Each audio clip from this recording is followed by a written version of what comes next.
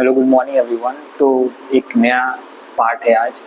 English को कैसे आप डेली लाइफ में बोल सकते हैं, तो उसके ऊपर एक लेसन है और ये बहुत ही इंटरेस्टिंग लेसन होने वाला है, क्योंकि अगर आपको बिल्कुल इंग्लिश नहीं आती है, आपको ये लगता है कि मैं इंग्लिश बोलना चाहती हूँ या बोलना चाहता हूँ और मुझे इंग्लिश समझ में नहीं आती है, कुछ भी नहीं आता है, तो आपके लिए बहुत ही सही वीडियो होने वाला है। आप इसको पूरा देखिएगा।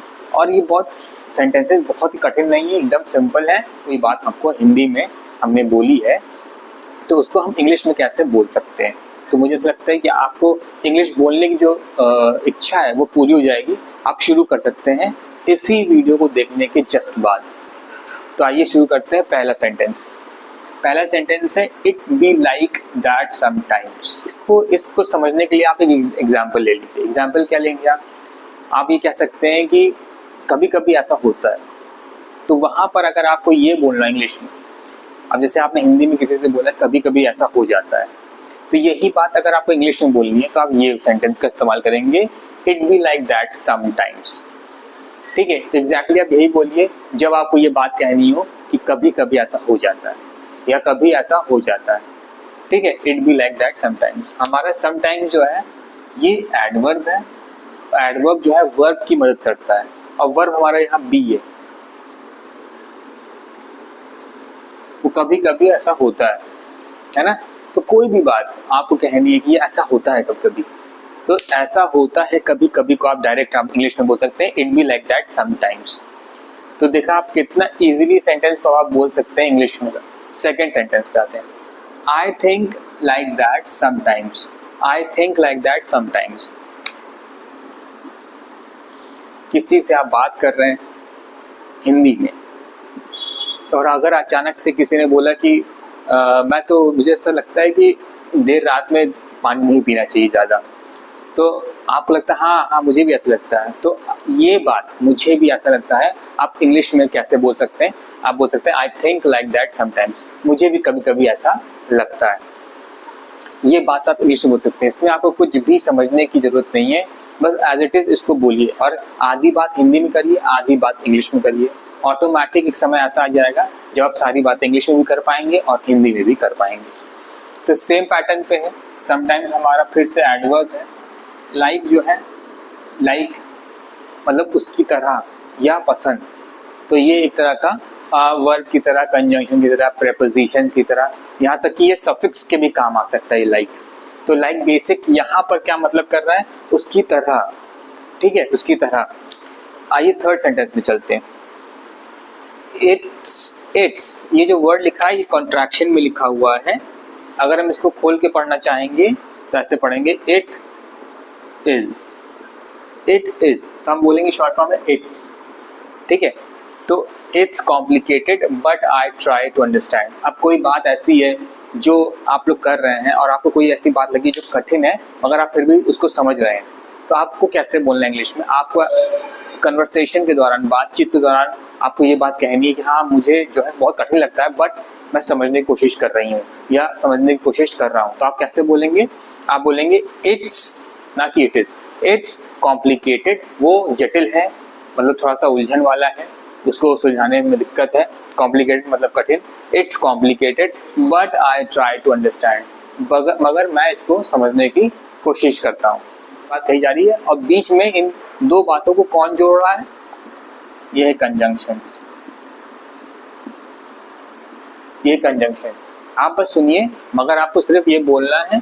ये समझने के लिए मैं लिख दे रहा हूँ ताकि आपको ये समझ में आए कि हाँ एडवर्ब और कंजंक्शंस का इस्तेमाल कैसे हो रहा है। ठीक, उसके बाद फोर्थ कह रहा है I am leaving and will return in the evening. अब आप घर से निकलते ही कुछ ना कोई काम के लिए या डेली आपका रूटीन है कुछ, तो आप निकलते ही हैं। तो आप निकलते वक्त अपने फैमिली मेम्बर्स से बताते हैं कि मैं जा रहा हूँ या मैं जा रही हूँ और शाम को आऊँगी। अब ऐसा बोलते हैं आप।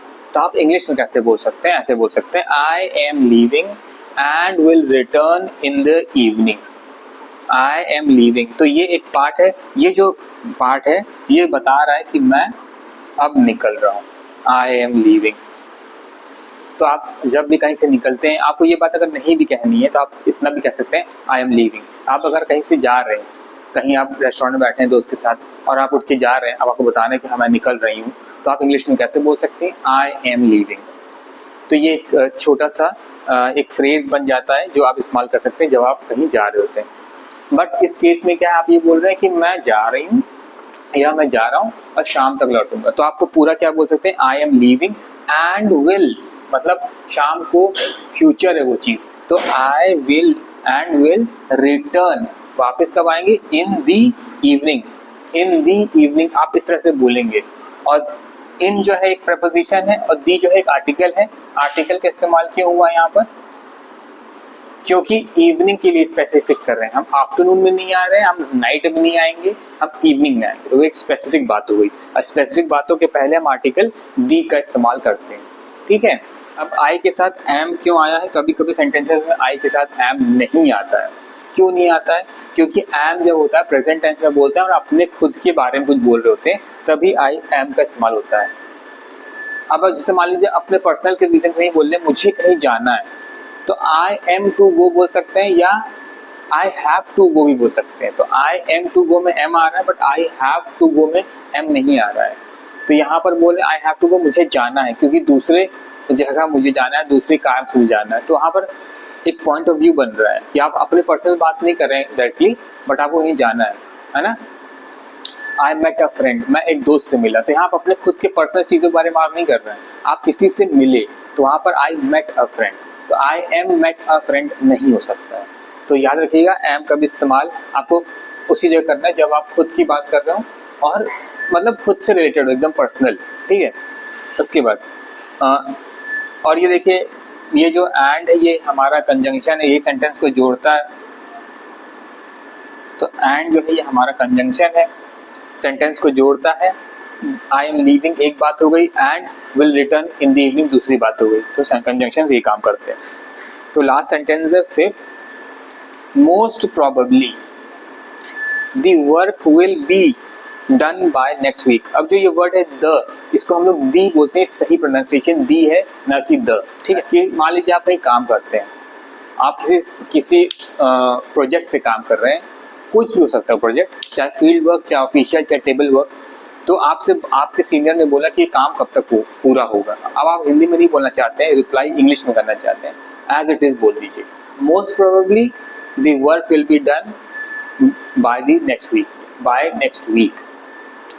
तो यहाँ पर आप अपना कुछ भी डाल सकते हैं, आप by next Saturday, by tomorrow, by day after tomorrow, आप कुछ भी यहाँ लिख सकते हैं। मोस्ट प्रोबेबली का क्या मतलब है? मोस्ट प्रोबेबली, मोस्ट एक तरह का डिटरमाइनर है, क्वांटिफायर है। क्या है ये? क्वांटिफायर, डिटरमाइनर, ये नाउन या किसी ऐसे बात के पहले लगता है जो क्वांटिटी बता रहा होता है उस बात को लेकर। अब यहाँ बोल रहा है मोस्ट प्रोबेबली, प्रोबेबली का मतलब होता है जो पॉसिबल है, फ्यूचर है, होगा, मोस्ट प्रोबेबली। तो उम्मीद से हम कह सकते हैं।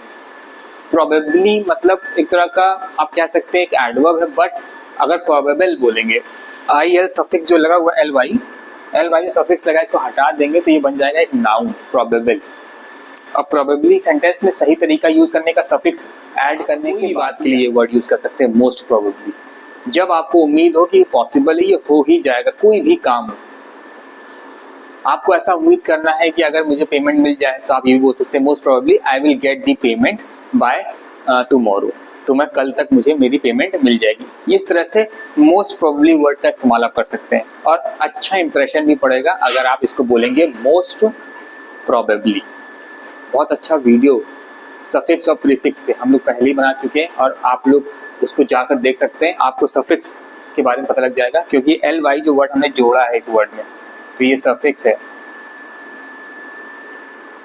और ये सब यूज होते हैं सेंटेंस में वर्ड को लाने के लिए, उनकी मीनिंग का इस्तेमाल करने के लिए।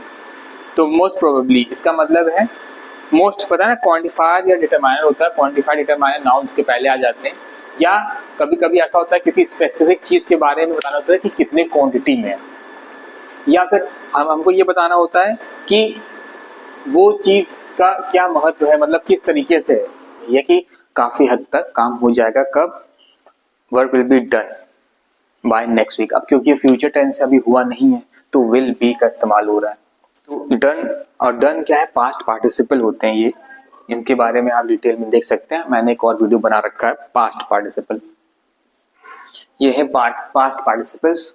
तो हम लोग ये कह रहे हैं फ्यूचर की बात कि काम हो जाएगा नेक्स्ट वीक तक, तो इसका मतलब ये पास्ट पार्टिसिपल का ये एक तरह का परफेक्ट टेंस वाला सेंटेंस बना है, क्योंकि पास्ट पार्टिसिपल्स का हम लोग इस्तेमाल परफेक्ट टेंसेस में करते हैं, ये फ्यूचर परफेक्ट टेंस के श्रेणी में आएगा। बाय नेक्स्ट वीक तो एक इंफॉर्मेशन है और वीक एक नाउन है, क्योंकि हफ्ते के बारे में बात कर रहे हैं। तो इस तरीके से आप हिंदी को इंग्लिश में बोल सकते हैं इन सारे तरीकों से। तो इसको नोट डाउन करिए और खूब इसको बोलिए, आपको इंग्लिश सीखने में कोई दिक्कत नहीं होगी, आप 100% 3 से 4 महीने में इंग्लिश बोलना शुरू कर देंगे। तो इनको आप नोट डाउन करिए और ढेर सारी प्रैक्टिस करिए।